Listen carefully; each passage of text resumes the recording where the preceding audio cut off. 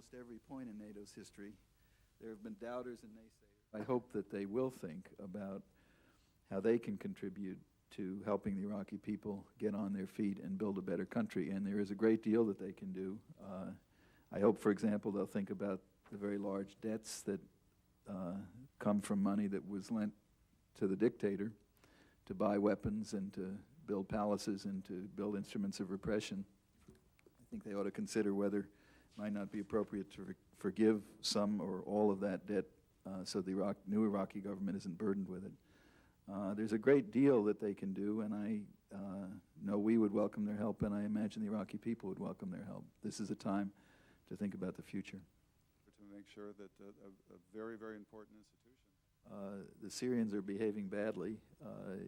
They need to be reminded of that, and if they continue, then we need to think about what our policy is with respect to a country that harbors terrorists or harbors war criminals or was in recent times shipping things to Iraq. It is very dubious behavior, and by calling attention to it, we hope that in fact that may be enough to get them to stop. And with all respect, I don't think it's a statistical problem. And the concern we're raising about Syria is that in recent days the Syrians have been shipping killers into Iraq to try to kill Americans. We don't welcome that. We've stopped it when we found those people. So it is a problem.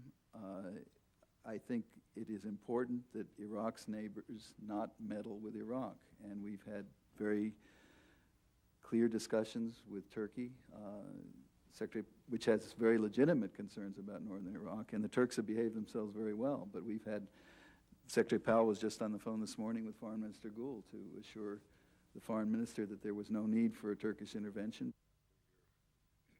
Very good question. I would note, it's an interesting picture, Chalabi spoke in Nasiriyah to a crowd of some 10,000 people. We didn't assemble them. It's interesting that he can summon a crowd of 10,000. It is useful, as reported by our people on the ground, that he had a calming effect in Nasiriyah, which is useful.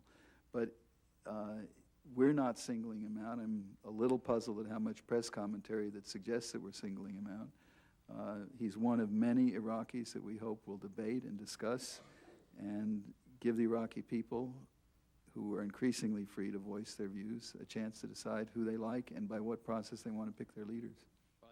Senator Levin, I think that's a very